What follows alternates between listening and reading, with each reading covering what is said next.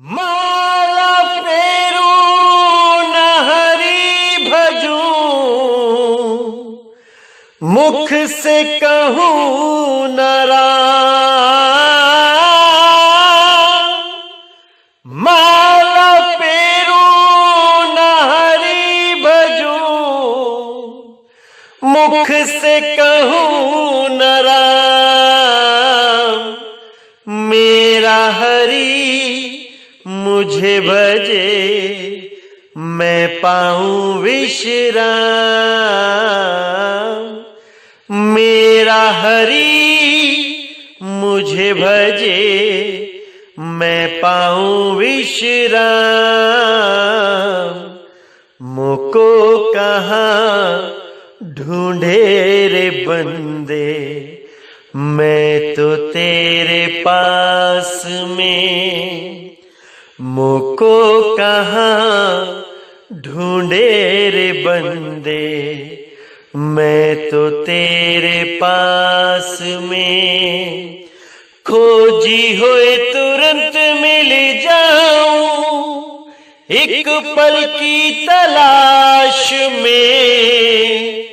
खोजी होए तुरंत मिल जाऊं, एक पल की तलाश में। मुझको कहाँ ढूंढे रे बंदे, मैं तो तेरे पास में। मुझको कहाँ ढूंढे रे बंदे, मैं तो तेरे पास में। कहे कबीर सुनो भाई साधो, मैं तो हूँ विश्वास में। कहे कबीर सुनो भाई साधो, मैं तो हूँ विश्वास में।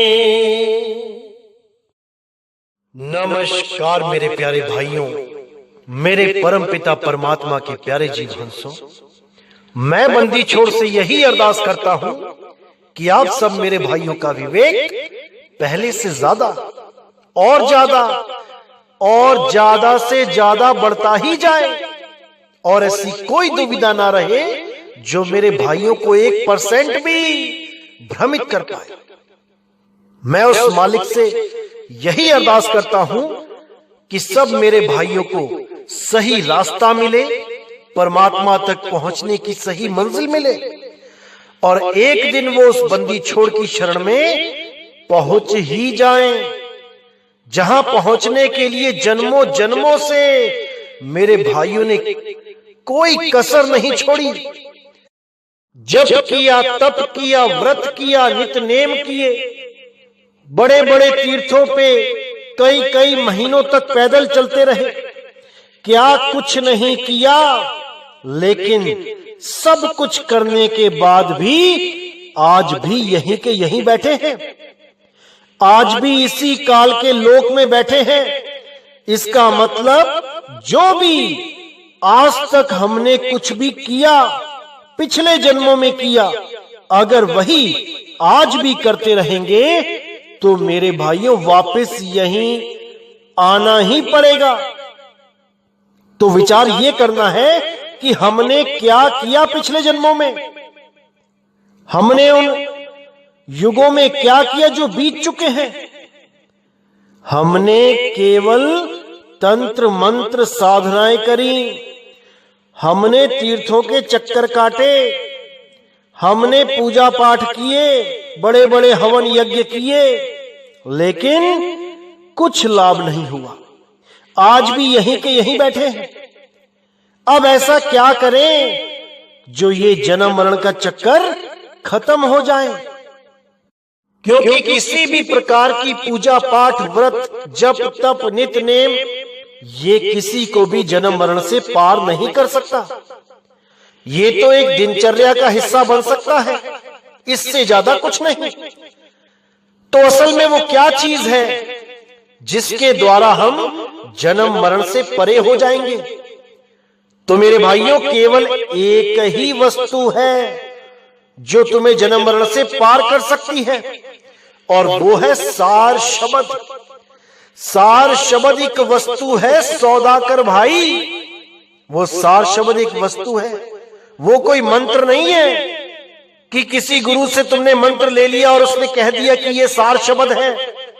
ऐसा कोई मंत्र नहीं है जो सार शब्द का मुकाबला कर सके, क्योंकि ये जितने भी जंतर मंत्र हैं ये सब इंसानों के द्वारा बनाए जाते हैं, लेकिन वो सार शब्द किसी के द्वारा बनाया नहीं जा सकता, ना ही मिटाया जा सकता है।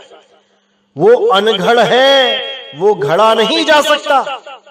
इसीलिए साहिब ने बोला, साहिब कबीर अनघड़ का चेला और घड़े घाट को ना ध्याता।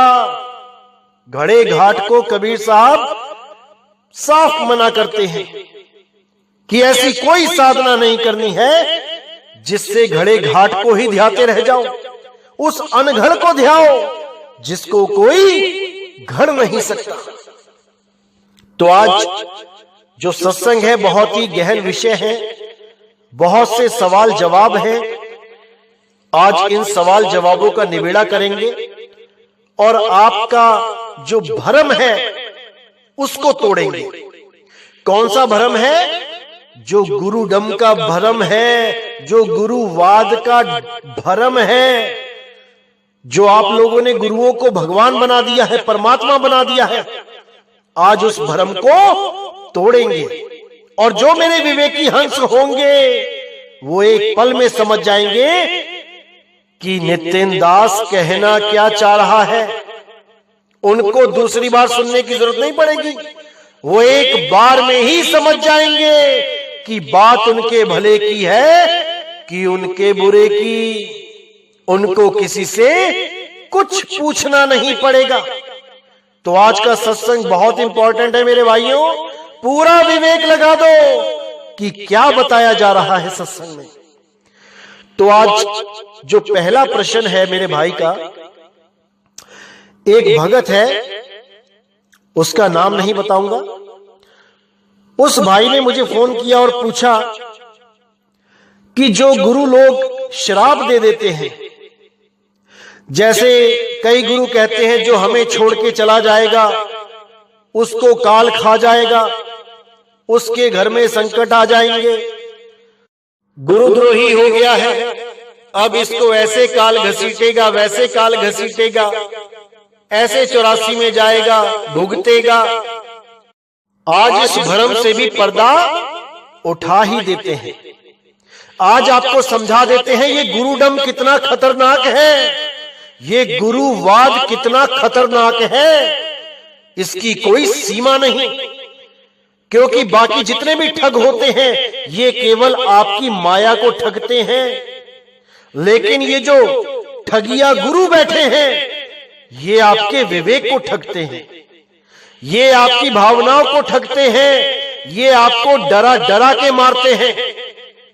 ऐसे गुरुओं को कैसे सही किया जाता है आज आपको पूरा सत्संग में समझाया जाएगा। और ऐसे नकली गुरुओं की कसनी कैसे ली जाती है, परीक्षा कैसे ली जाती है, वो भी बताया जाएगा। आपने परीक्षा लेनी है, ऐसे गुरुआ लोगों की परीक्षा लोगे तभी समझ पाओगे कि कैसे कैसे लोग गद्दी पे बैठ के हुक्म चलाते हैं, कैसे कैसे लोग आप जैसे लोगों पे राज करते हैं, भोली भाली जनता को मूर्ख बनाते हैं। आज सारे पर्दे खोल दिए जाएंगे। तो सबसे पहले मैं बताना चाहूंगा कि एक ऐसा भगत, एक शिष्य जिसने मुझे फोन किया और उसने बोला कि मैंने जिस गुरु से नाम दीक्षा ली थी, जिस गुरु को मैंने परमात्मा मान के उसके चरणों में अपना सिर रखा था, वो गुरु जब मेरे घर पहली बार आया उसी दिन मेरा उससे झगड़ा हो गया। जब ये बात मैंने सुनी मुझे बड़ी हैरानी हुई। आखिर जिस गुरु से नाम लिया हो उससे कैसा झगड़ा। तो आइए पहले ये समझ लेते हैं कि क्या केवल हर जगह शिष्य ही गलती करता है या गुरु में भी दोष होता है? आज इस पे हमने विचार करना है, क्योंकि ये गुरुडम बहुत बहुत बहुत खतरनाक है। ये गुरुडम ऐसा है कि गुरु बनके पता नहीं लोग क्या क्या करवा देते हैं चेलों से, और पता नहीं कैसे कैसे डरा धमका के क्या क्या काम निकलवा लेते हैं। इसलिए मेरे भाइयों, पहले तो इस डर को बाहर निकालना है। किसी गुरु से डरने की जरूरत नहीं है। कोई गुरु परमात्मा नहीं है कि यहां पे किसी ने कुछ बोल दिया तो वो हो ही जाएगा। इतने हमला दे होणगे न बेड़े, किससे नहीं तेरी जात पूछनी। यहां कोई ऐसा नहीं है कि गुरु ने कह दिया कि हाँ तुम पार हो जाओगे तो तुम हो ही गए, या गुरुजी ने कह दिया कि तुम नरकों में जाओगे तो तुम चले ही गए। कौन सा गुरु है जो अपने चेले को ये नहीं बोलता कि मुझसे नाम लो और पार हो जाओ? एक भी गुरु का नाम बता दो जो ये कहता हो कि मुझसे नाम लो और पार नहीं होगे। सभी गुरु पार करने में लगे हैं, और जब उस गुरु को तुम छोड़ देते हो तो वही गुरु तुम्हें श्राप देने लग जाते हैं। कितनी बड़ी दुविधा है। जिस गुरु को हम परमात्मा मान लेते हैं वो परमात्मा भी अपने बच्चों को श्राप देने लग जाते हैं। फिर काहे का परमात्मा, फिर काहे का दया का सागर? इस भ्रम से बाहर आ जाओ मेरे भाइयों। ये गुरु नहीं, ये गुरुआ है, गुरुआ। केवल अपने स्वार्थ के लिए गुरु बन के बैठ जाते हैं। सब माया का खेल है, सब माया का चक्कर है। इनको मान बढ़ाई दो तो ये फूले नहीं समाते, और कोई हल्का सा इनके बारे में कुछ बोल दे तो इनका मुंह लटक जाता है। ये 52 अक्षरों से ऊपर नहीं उठ पाए, इस देही से ऊपर क्या उठेंगे? ये 52 अक्षरों को सहने की शक्ति नहीं रख पाए, 52 कसनियों को क्या सहेंगे? तो मेरे भाइयों, विवेक जगाना है, इस गुरु डम से बाहर निकल जाना है। गुरु बनाना बुरा नहीं है, गुरु जरूर बनाओ, लेकिन अंधभक्त मत बन जाओ किसी गुरु के। भगत बनो, पर अंध भगत कभी मत बनो। अपने विवेक को जागृत रखो और परमात्मा पे भरोसा रखो। अगर किसी गुरु ने तुम्हें श्राप दे भी दिया तो परमात्मा बैठा है ऊपर, वो फैसला करेगा। अगर इन लोगों के श्राप से और वरदान से हम जीवों का कल्याण होना होता तो अब तक सबका ही कल्याण हो जाता, सारे ही सतलोक चले जाते, यहां कोई लौट के ना आता। इसलिए मेरे भाइयों, हर चीज को समझना है। कहां पर ये लोग चालाकी करते हैं अच्छी तरह समझना है। तो आइए सुनते हैं उस भाई की फरियाद जो पहले ही दिन अपने घर में अपने गुरु को लेके आया, भंडारा करवाया, और जाते जाते गुरु ही झगड़ा करके बैठ गया।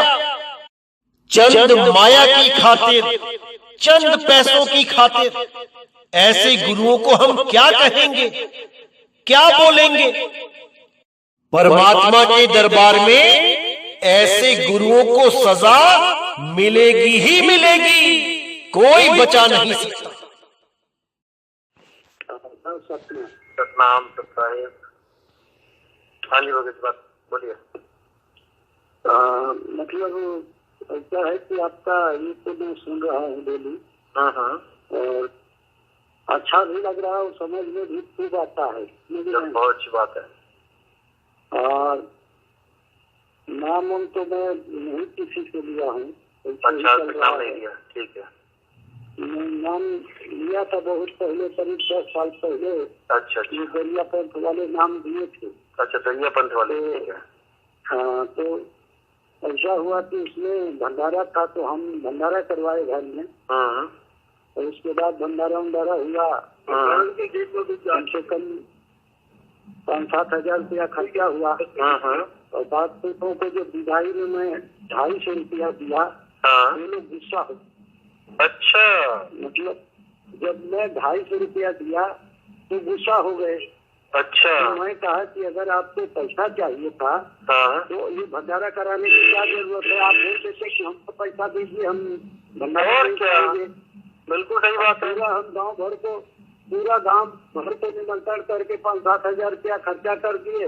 हाँ। और बाद में लोग नाराज हो गए, तो फिर मैं कहा भैया मैं भंडारा नहीं कराऊंगा। अच्छा। और आप लोग जाइए, आप लोगों से मैं भी कोई मतलब नहीं रखूंगा। बताओ। तो आपने देखा मेरे भाइयों, कैसे ये गुरुआ लोग जीवों को भरमाते हैं, कैसे ये चंद रुपयों के लिए अपने चेलों से ही भिड़ जाते हैं। क्या हमें ऐसे गुरु पार कर पाएंगे? कदापि नहीं। इसीलिए बार बार कहता हूं कि शब्द गुरु को समझ लो। शब्द गुरु ही परमात्मा है, शब्द गुरु ही बंदी छोड़ है, शब्द गुरु ही सारे जगत का गुरु है। उस गुरु से प्रेम करो, उस गुरु से प्रीत लगाओ। देह गुरु तो केवल मार्गदर्शक है। अगर उसका मार्गदर्शन अच्छा लगता है तो आप उसके साथ जुड़े रहें। अगर उसका मार्गदर्शन अच्छा नहीं लगा या उससे आगे का ज्ञान समझ में आने लगा तो आप पिछले गुरु को त्याग दें और अपनी आत्मा के कल्याण के लिए आगे बढ़ जाएं। इसी में भलाई है, इसी में परमात्मा की खुशी है। क्योंकि जो गुरु अपने ही विकार कंट्रोल नहीं कर पा रहा, वो आपके विकार कैसे छुड़वाएगा? कैसे छुड़वाएगा? इसीलिए बोल रहा हूं मेरे भाइयों कि शब्द गुरु ही सबका गुरु है, शब्द गुरु ही सबका मालिक है। जिसके लिए साईं बाबा ने भी बोला था, सबका मालिक एक है। अब अपने अपने गुरुओं को देखो, क्या वो गुरु सबका मालिक है?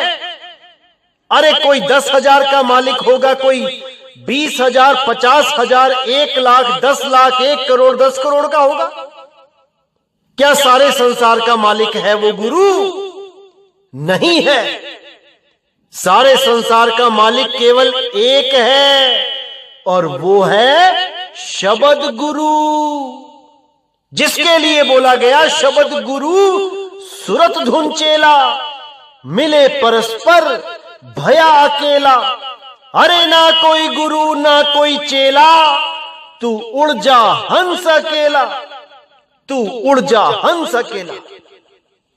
तो मेरे भाइयों, आंखें खोल लो और समझ जाओ कि देही गुरु क्या होता है और विदेही गुरु क्या होता है। देही गुरु की लिमिट कहां तक होती है और उस असीमित गुरु की, उस अखंड गुरु की, उसकी सीमा अनंत होती है। वो सीमाओं में नहीं बंधता, वो अनंत है, अपार है, अडोल है, अबोल है। उसको समझो मेरे भाइयों, उसको समझो। तो मेरे भाइयों, एक रिकॉर्डिंग और सुनते हैं जिसमें कैसे इस प्यारी सी बच्ची को इस भ्रम में डाल दिया कि तुम्हारे पिताजी ने गुरु को त्याग दिया है, इसलिए तुम्हारे पिताजी बीमार हो गए हैं, उनको बीमारियां लग गई हैं और यहां तक कि उनको नरकों में जाने का भी डरावा दे दिया जाता है कि तुमने गुरु को छोड़ दिया है, तुम नरकों में चले जाओगे। ऐसा नहीं होता मेरे भाई। आपने किसी भी गुरु को छोड़ के अगर आगे का ज्ञान पकड़ा है तो आपकी तरक्की हुई है। परमात्मा आपसे खुश है कि आप आगे बढ़ गए हो, ना कि आपने नशे करने या मीट मांस अंडे खाना शुरू कर दिए अगर किसी गुरु को छोड़ा तो। अगर आप ये काम करोगे तो आप नरकों में जाओगे, लेकिन अगर आपने ज्ञान आधार से पिछले गुरु को त्याग के आगे बढ़े हो तब आपको नरकों में भेजने वाला कोई नहीं। या फिर आपने अपने गुरु के अंदर ऐसे विकार देख लिए हो जो आप हजम नहीं कर पाए, उस विकारी गुरु को त्याग देने में भी कोई भरम नहीं होना चाहिए। उस गुरु को त्यागने में एक पल नहीं लगाना चाहिए। जिसके लिए साहिब ने बोला, अरे झूठे गुरु को झटक दे, शिष्य शाखा को भूख, और वहां में दोष जरा नहीं, शब्द कहा हम कूक। जो गुरु विकारी है उसको त्यागने में कोई पाप नहीं लगता, कोई प्रॉब्लम नहीं आती। बस परमात्मा पे विश्वास करके उस मालिक को याद करते रहो। वो बंदी छोड़ खुद सारे बंधनों को तोड़ के तुम्हें यहां से आजाद करके ले जाएगा। किसी देही गुरु की जरूरत नहीं पड़ेगी तुम्हें।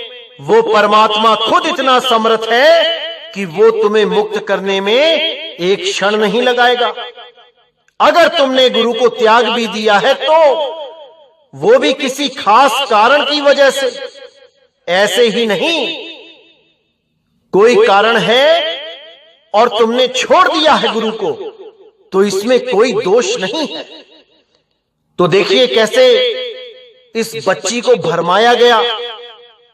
आइए सुनते हैं ये रिकॉर्डिंग। हेलो,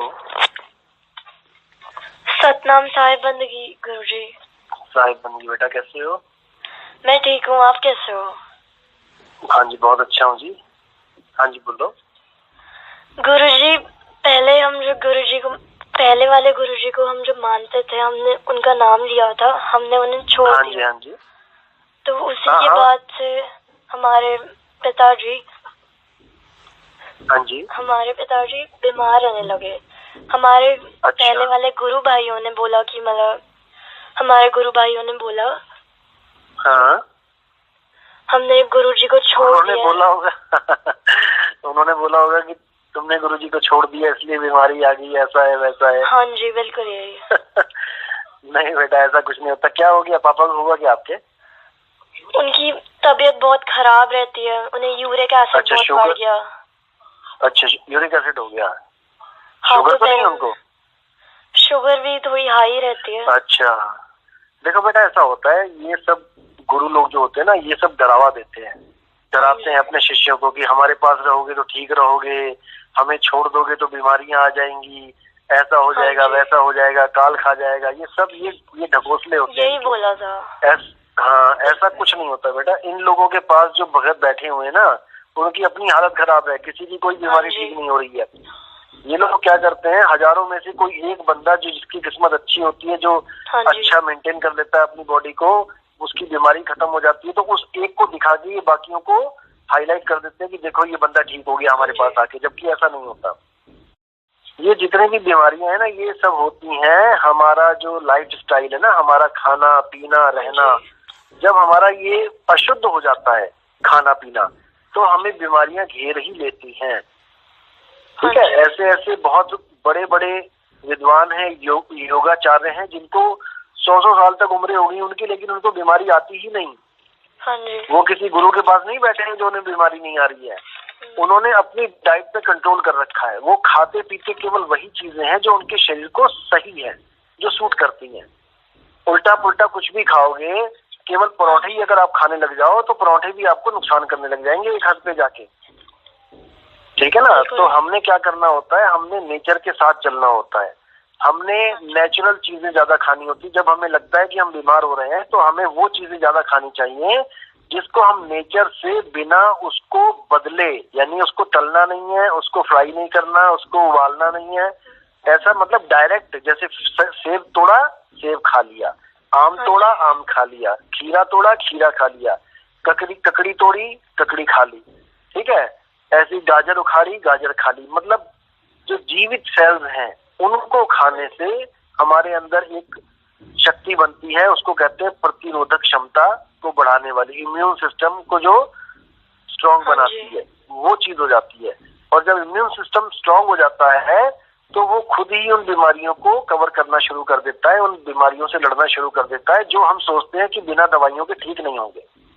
ठीक है, तो अपने पापा को बोलो कि सबसे पहले तो अपना डाइट पे पूरा फोकस रखें कि अच्छा खाएं, ये तला हुआ, ये भुना हुआ, ये सब छोड़ें और नेचुरल डाइट पे आए।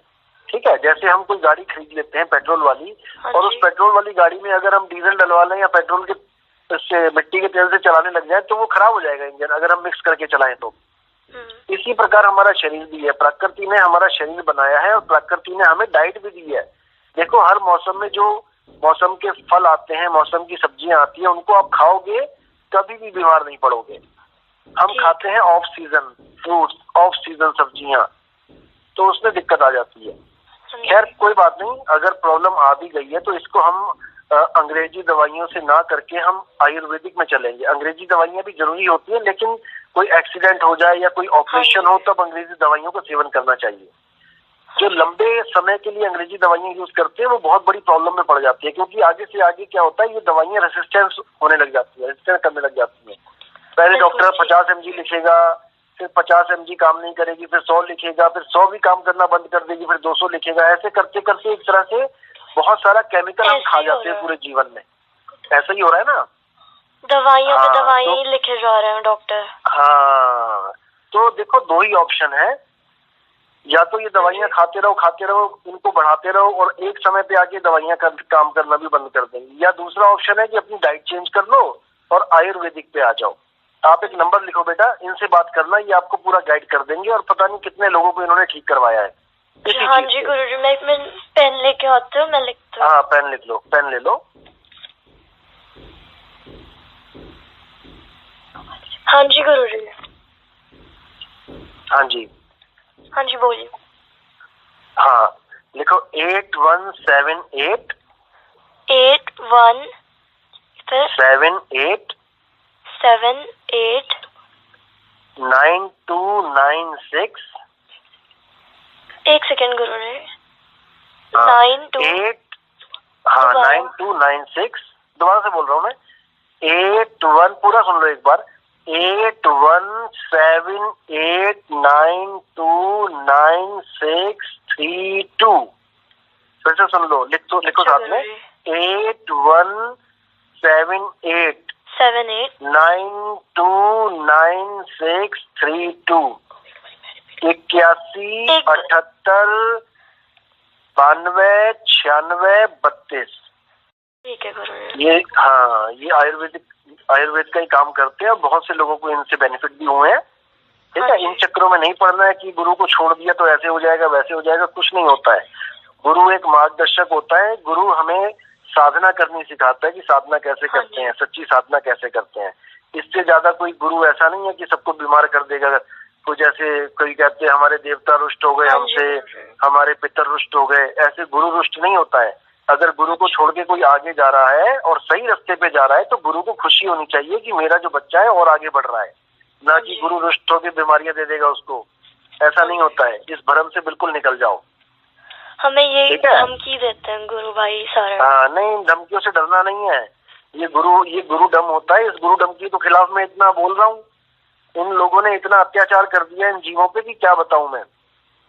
ये लोग समझते हैं कि उन लोगों को गाय बकरी की तरह बांध लेंगे। हाँ जी, आपका सत्संग सुन के हमें यही अच्छा लगा था, तभी हाँ बिल्कुल बिल्कुल। इन गुरुओं से केवल ज्ञान लो, इससे ज्यादा इनको मत समझो कि इनको परमात्मा ही बना दिया लोगों ने। हाँ जी। अगर ये परमात्मा है तो ये खाना क्यों खा रहे हैं? अगर ये परमात्मा है तो ये क्यों सारी दिनचर्या कर रहे हैं? ठीक है ना, परमात्मा खाना नहीं खाता, परमात्मा सांस नहीं लेता। रोक के दिखाओ सांस अपनी जरा 1-1 घंटा। हाँ जी। अगर तुम परमात्मा हो तो ठीक है ना। गुरु को गुरु समझो, गुरु एक मार्गदर्शक, हम सब परमात्मा के बच्चे हैं। ठीक है, किसी से डरने की जरूरत नहीं है, परमात्मा सबके साथ है। वो कोई ऐसा नहीं कि केवल गुरु जी के साथ लगा हुआ है परमात्मा, बाकियों के साथ नहीं है। सबके पास परमात्मा है। मोको कहाँ ढूंढे रे बंदे, मैं तो तेरे पास हूँ। ठीक है, अच्छा चलो डरना नहीं है, इनसे कांटेक्ट करो। कोई भी बीमारी हो, A to Z कोई भी बीमारी हो, ये आपको पूरा अच्छी तरह गाइड कर देंगे। बस इन पे विश्वास करना है और जो ये बता रहे हैं वो करना है। ठीक है, अच्छा चलो ठीक है बेटा, ओके। साई बंदगी सपना। आपका बहुत बहुत थैंक्स। तो आपने देखा मेरे भाइयों कैसे ये गुरुआ लोग जीवों को डरा डरा के भरम में डाल डाल के उन पे राज करते हैं, और ऐसा राज करते हैं कि सारी उम्र ये जीव उबर नहीं पाते। इसी भरम में रहते हैं कि हमारे गुरु ने अगर हमें कोई श्राप दे दिया तो हमारा क्या बनेगा, जबकि वो गुरु कौन होता है? अरे आप जैसा ही कोई एक गद्दी पे बैठा होता है जो कुछ वोट बैंक की वजह से या कुछ दबदबे की वजह से या कोई षड्यंत्र से उस गद्दी पे विराजमान हो जाता है, जिस गद्दी पे विराजमान होने के बाद वो खुद को भगवान समझने लग जाता है और जीवों को भेड़ बकरियां समझने लग जाता है। ऐसे गुरुओं को तत्काल त्याग देना चाहिए और सत्य को खोजना चाहिए। ऐसा गुरु खोजना चाहिए जो सत्य को जानता है, जो सबको समान समझता है, जो किसी को भेड़ बकरियां नहीं समझता। ऐसे गुरु की खोज करनी चाहिए जो सब में एक समान परमात्मा के दर्शन करता हो, जो सब में समानता की लहर चलाता हो, सब भाइयों को एक समझता हो।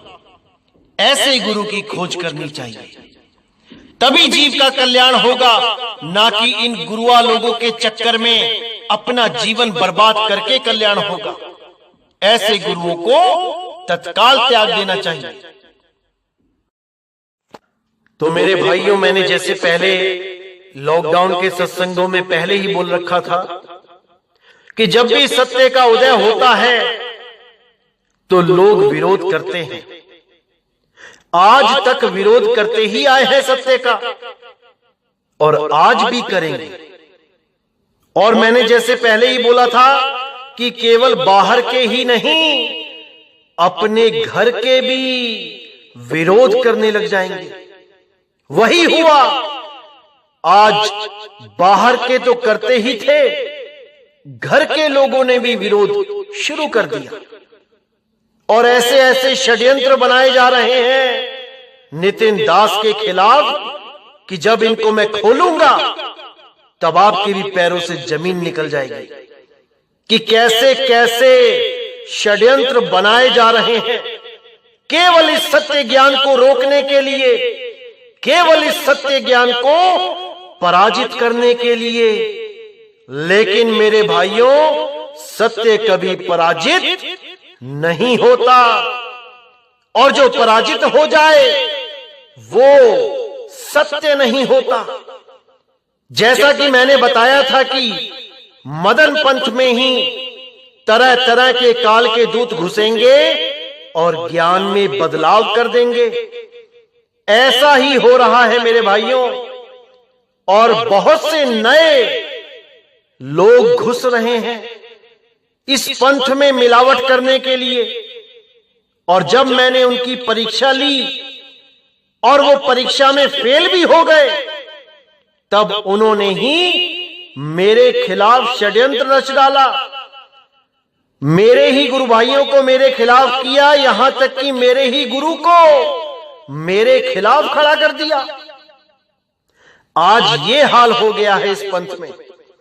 लेकिन मेरे भाइयों, सत्य कभी पराजित नहीं होता। सत्य झूठ का सीना फाड़ के बाहर आ जाता है और वो समय आएगा जब झूठ का सीना फाड़ के सत्य बाहर निकल के आएगा और तब आप लोग खुद फैसला करेंगे कि क्या सत्य है और क्या असत्य है। सारा फैसला आप लोगों के हाथों में छोड़ दूंगा। जो आपको सही लगे आप वही करना। लेकिन नितिन दास सत्य से, सत्य के मार्ग से हटने वाला नहीं है। और परीक्षाएं तो होंगी, जरूर होंगी, क्योंकि इतनी मिलावट इस पंथ में हुई है, अब और नहीं होने देंगे। अब केवल सत्य ज्ञान चलेगा, केवल सत्य का डंका बजेगा।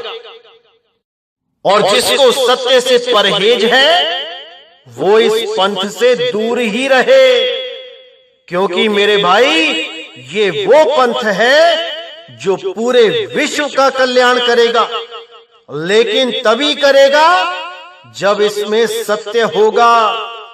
ये मिलावट करने वालों को बख्शा नहीं जाएगा।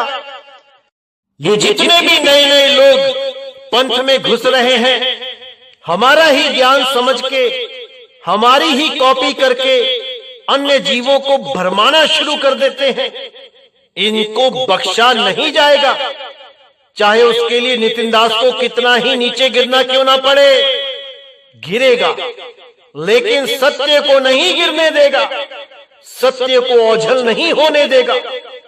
अब समय आ गया है मेरे भाइयों, अब समय आ गया है जब एक सत्य होगा और पूरे विश्व में एक सत्य होगा, इसके अलावा कुछ नहीं।